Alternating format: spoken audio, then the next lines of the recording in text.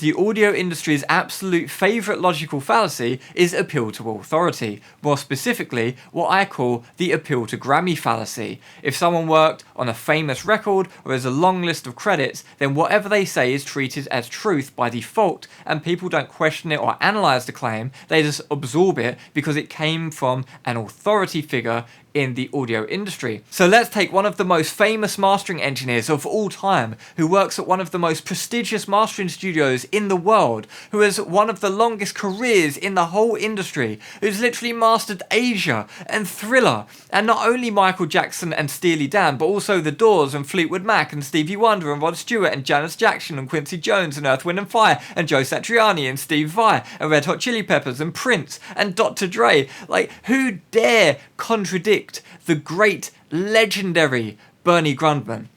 I dare, because even Bernie chats a bunch of shit from time to time. The problem with digital is that it's the high frequencies, and it's kind of deceiving, because digital, even 192, it still doesn't sample as much as an analog tape does. If you look at a 15,000 cycle waveform, and you have, say, 44.1, it's only sampled 3 times. It can't sample the whole curve of it. Yeah. So what happens is it tends to get thinner. I call it skinny sound, but it's clearer because the overtones are gone. It's not getting everything. So it can fool you because it's a little more defined, but it's not as rich and full on the top of all things. But that's where it loses. Yes. Bernie Grundman is arguably the most famous mastering engineer in the history of music. Now, you could argue Bob Ludwig or Doug Sax, but essentially, he's the most famous person currently working in the history of the music industry. And he demonstrates in this clip that he doesn't understand the Shannon-Nyquist sampling theorem. It's absolutely shocking. It's like Valentino Rossi saying he doesn't understand what a piston is. I just can't believe it. He's claiming that digital audio sounds thin because the sampling rate isn't high enough to capture the nuance of the waveform.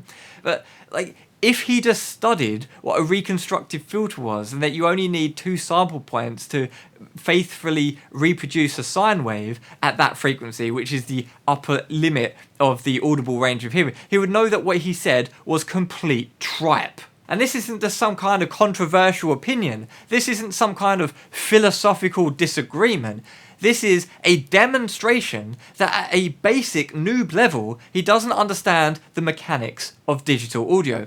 But no one's going to call him out on it because he's Bernie Grundman. And who's going to question him? He's got Grammys coming out of his ears. But again, that's the Grammy fallacy. And it doesn't mean that he's not a good mastering engineer. Of course, he's clearly one of the best who's ever lived. It just means that, like everyone else, he's not immune to making factual errors. But the reality is, many people who engineered the most famous records in history were never formally trained. They learned on the job and they copied what the person before them did. And that doesn't make them bad technicians, but it does mean that their understanding is often practical and hands-on and not necessarily theoretical in an academic sense. Being academically rigorous and factually correct can be really important in the right circumstances. And to get stuff sounding great in a hands-on way is obviously really important as well in the right circumstances, but they're 2 very different skills, and just because someone can get something sounding great in a hands-on practical way doesn't mean that they're necessarily academically rigorous and factually correct. And this is the problem that everyone does, because they think, oh, well, he's a legend, he's got Grammys coming out of his ears, so he's infallible, so all of the factual academic stuff that he says must also be correct by association